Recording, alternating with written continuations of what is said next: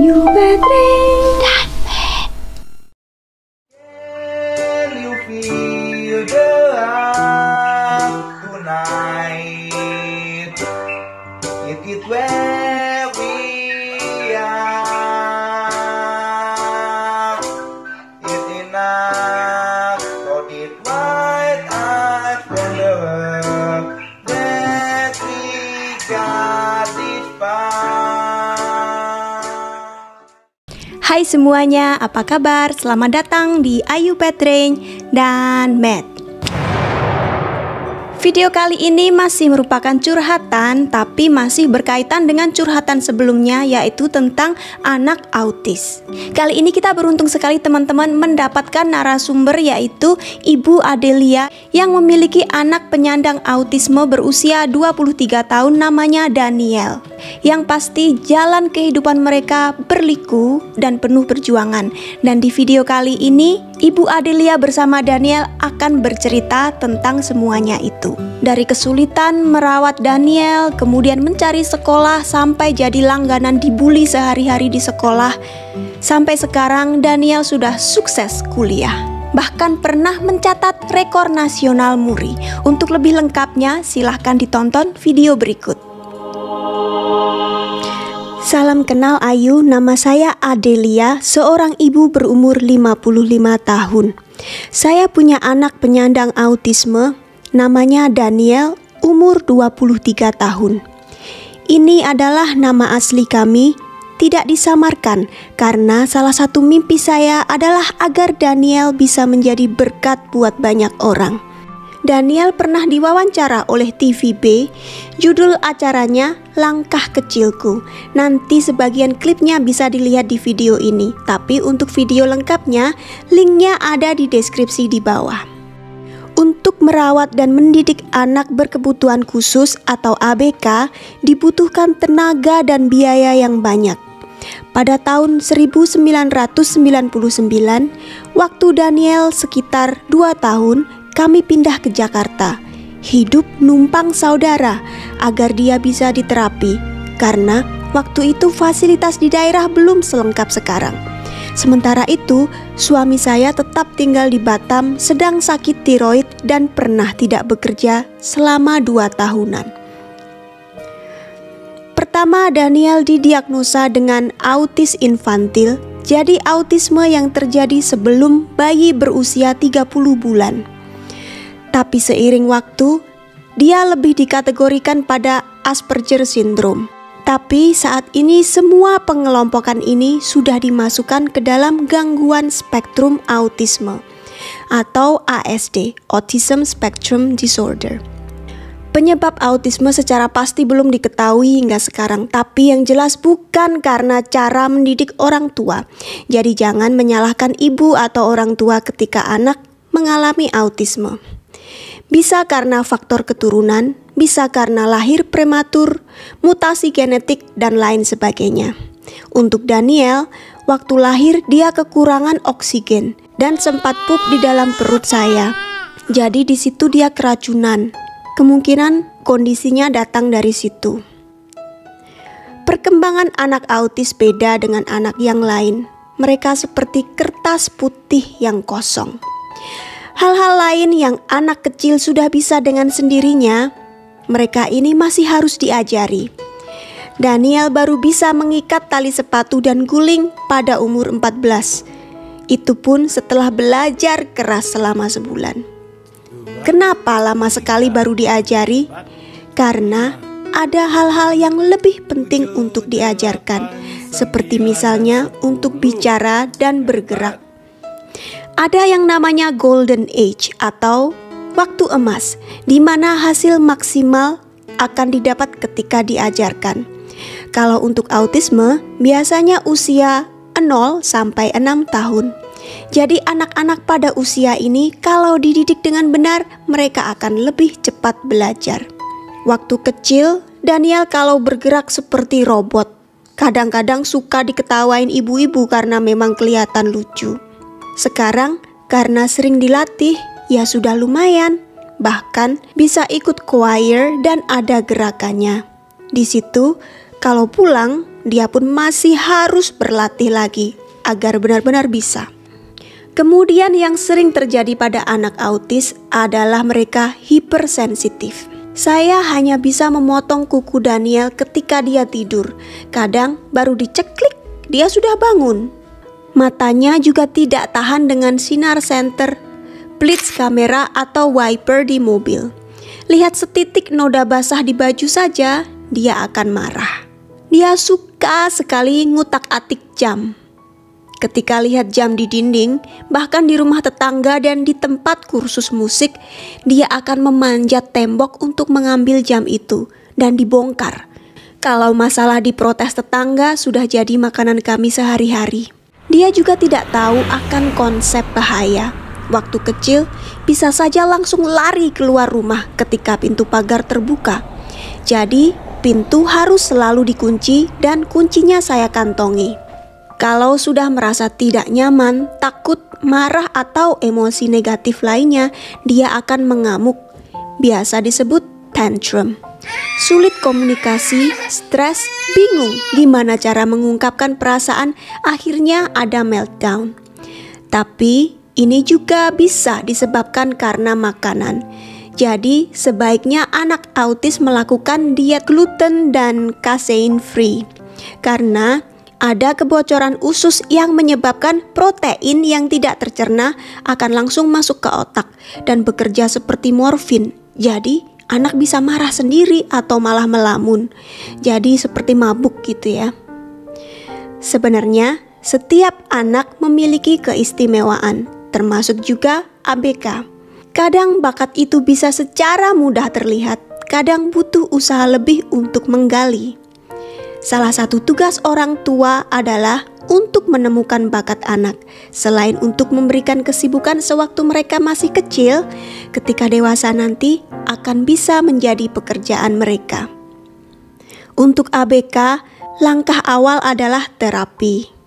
Ketika Daniel umur 2 tahun 8 bulan, kami mulai memanggil terapis ABA yang datang ke rumah seminggu 2 kali.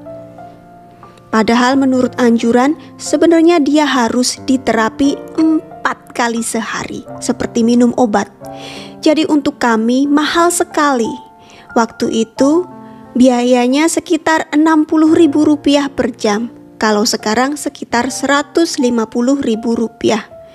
Ini tentunya tergantung klinik yang kita pilih. Terapi ABA atau Applied Behavior Analysis sebenarnya lebih ke perilaku, tapi di dalamnya sudah mencakup semuanya. Dan tujuannya adalah untuk memperbaiki skill sosial, komunikasi, dan cara belajar anak. Teman-teman yang tertarik bisa mencari info lebih lanjut, tapi sampai sekarang masih ada perdebatan tentang terapi ABA ini, karena memang harus tegas terhadap anak. Disarankan orang tua jangan menerapi anaknya sendiri, karena selain kita bisa stres, tidak tega, dan anak juga bisa bingung terhadap peran orang tua. Jadi silahkan ditimbang sendiri manfaat dan kerugiannya. Untuk saya, apapun akan saya lakukan 24 jam untuk Daniel. Dan karena keterbatasan biaya, mau tidak mau saya harus menerapi dia sendiri. Saya jadi sering ikut seminar-seminar dan juga diajari oleh terapis Daniel. Akhirnya saya juga sempat jadi terapis ke beberapa rumah untuk menutup biaya pendidikan Daniel. Kalau diceritakan, ya sulit sekali. Kita sebagai orang tua ada macam-macam harapan. Sementara untuk hal-hal yang gampang saja, anak belum bisa. Ada kalanya saya sedih, capek, marah.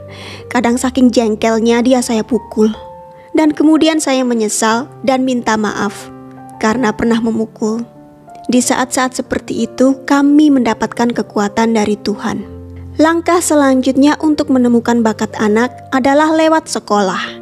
Kalau anak lain gampang saja mau masuk sekolah mana saja, untuk Daniel jalannya berliku. Waktu masih di terapi, dia sering nangis karena memang susah sekali. Kemudian ketika masuk TK ditambah terapi, dia makin sering nangis. Akhirnya setelah 3 bulan saya keluarkan. Dan setelah dia berhenti terapi, baru melanjutkan TK. Ketika dia akan masuk SD, ada tes dari sekolah. dan dia mampu mengerjakan. Tapi tetap saja tidak diterima masuk karena dia tidak bisa diam. Di lain pihak, anak teman yang belum bisa baca tulis malah diterima. Saya nangis sejadi-jadinya dan mengeluh pada Tuhan. Andai saya kaya, punya mobil, bisa gampang memilih sekolah yang jauh. Karena sebenarnya ada banyak sekolah yang lokasinya jauh dari rumah. Katanya anak autis tidak mengerti perasaan orang lain. Tapi waktu itu melihat saya menangis, Daniel memeluk saya sambil nangis juga. "Mama, jangan nangis, Ma." Air mata saya makin deras mengalir. Kemudian Tuhan membimbing saya. Ada info SD yang mau terima ABK. Ini SD negeri ya. Saya ke sana cerita tentang Daniel. Ternyata guru kelas 1 mau memberi kesempatan pada Daniel. Tapi masalahnya satu kelas itu ada 30 murid.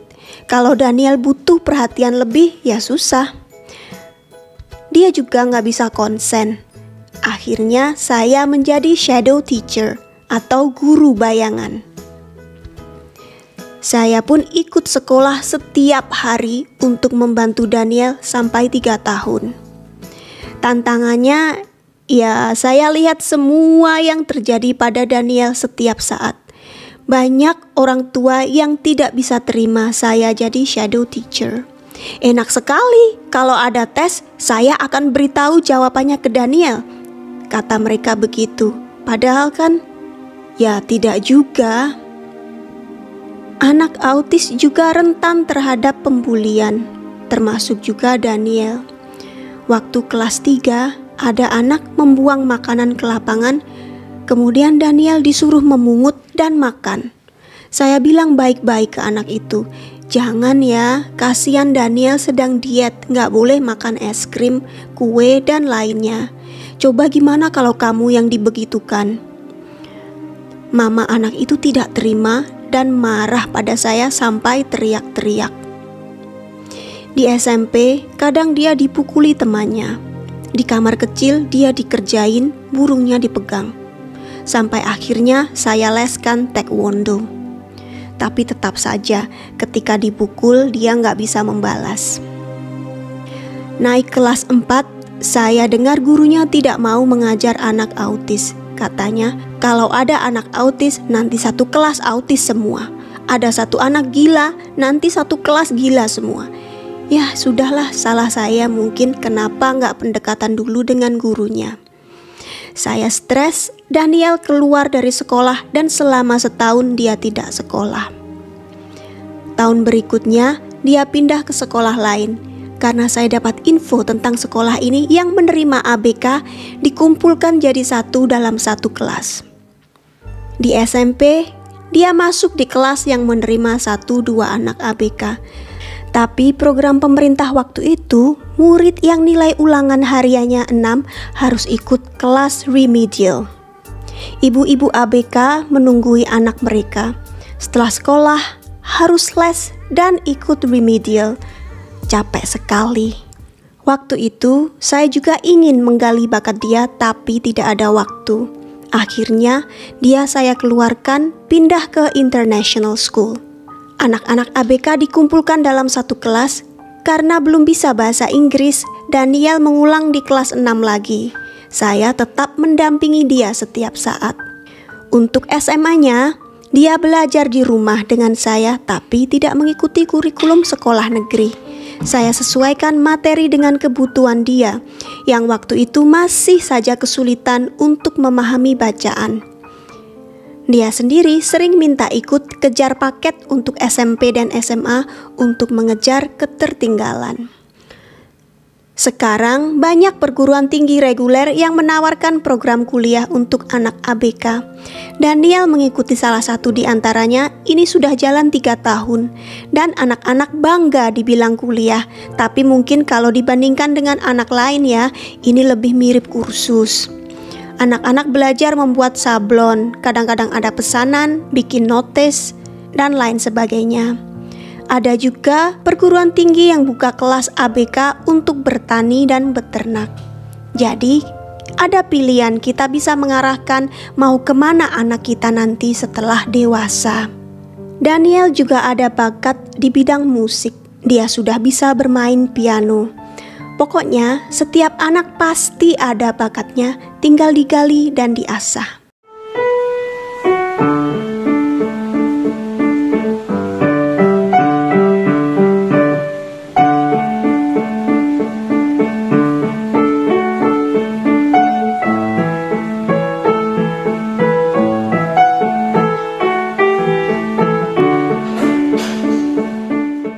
Biasanya mereka ini punya ingatan yang kuat, seperti Daniel ada photographic memory. Kalau melihat sesuatu sebentar saja sudah ingat. Karena itu, dia bisa mengingat-ingat kalender selama 150 tahun. Jadi dia bisa membuat kalender sendiri dari tahun 1900 sampai 2050. Kalau diberi tahun dan tanggal, dia bisa tahu itu hari apa. Hai, mamanya Daniel. Oh, ini Daniel ya? Daniel. Halo. Apa kabar Daniel? Baik. Saya Coki. Iya. Banyak. Kamu? Daniel. Daniel. Tahun berapa? Apanya? Lahir. Saya. Ya. Saya lahir tahun 1982. Bulan apa? Juli Tanggal berapa? 10. Hari Sabtu. Prestasinya ini dicatat oleh Rekor Muri, Museum Rekor Dunia Indonesia. Sekarang dia masih perlu diarahkan, perjalanan hidupnya masih sangat panjang. Kita tidak tahu nantinya dia bagaimana, apakah berkarir di bidang musik, komputer, atau apapun. Dari dulu kalau ditanya orang mau jadi apa, dia selalu menjawab mau jadi pendeta. Ya, yang penting sebagai orang tua, kami berusaha yang terbaik. Apa yang belum bisa, ya diajarkan. Dulu masih kecil suka tantrum, ya ditanya apa masalahnya, dibiasakan agar dia bisa menjelaskan. Kalau anak bisa melampiaskan kemarahan secara lebih sehat, tantrumnya akan jauh lebih berkurang, bahkan bisa hilang. Kebanyakan anak autis itu visual learner, artinya gaya belajar yang menitik beratkan pada penglihatan. Kalau dikasih tahu saja cara berhitung itu begini, bisa. Tapi ketika disuruh belanja sendiri, bingung. Daniel saya latih belanja sendiri, beli aqua gelas 500 rupiah, ini contoh saja ya. Saya sengaja beri uang 1.000 rupiah. Pertama dia kelabakan, minta kertas. Terus saya ajari, coba tulis di udara sambil saya beri contoh. Lama-lama dia bisa menulis di udara. Jadi begitulah, itu contoh saja. Kadang saya juga jatuh bangun karena membuat keputusan yang salah. Tapi meskipun begitu, saya tidak akan lama-lama menyesali. Karena hidup terus berjalan. Pasti ada jalan lain yang akan terbuka. Jadi kita pikirkan saja langkah selanjutnya bagaimana. Begitulah sharing Ibu Adelia kali ini. Semoga bermanfaat untuk teman-teman yang sedang mengalami masalah yang sama. Semoga tetap tegar, mampu menjalani semuanya karena pasti ada jalan. Kalau teman-teman punya cerita menarik untuk diceritakan seperti ini yang kira-kira bermanfaat untuk teman-teman yang lain, bisa juga kirim ke saya kalau ingin ceritanya dimuat di channel saya. Bisa dikirim lewat email ayupetring@gmail.com ataupun DM ke Instagram ayupetring. Jadi teman-teman, kesulitan dalam hidup pasti selalu ada, tapi percayalah, selalu ada jalan yang akan terbuka. Tidak akan ada usaha yang sia-sia. Terima kasih untuk kalian yang sudah menonton dan juga kepada Ibu Adelia dan Daniel yang sudah berbagi kisah hidup mereka. Semoga bermanfaat. Sampai ketemu di video berikutnya. Bye-bye.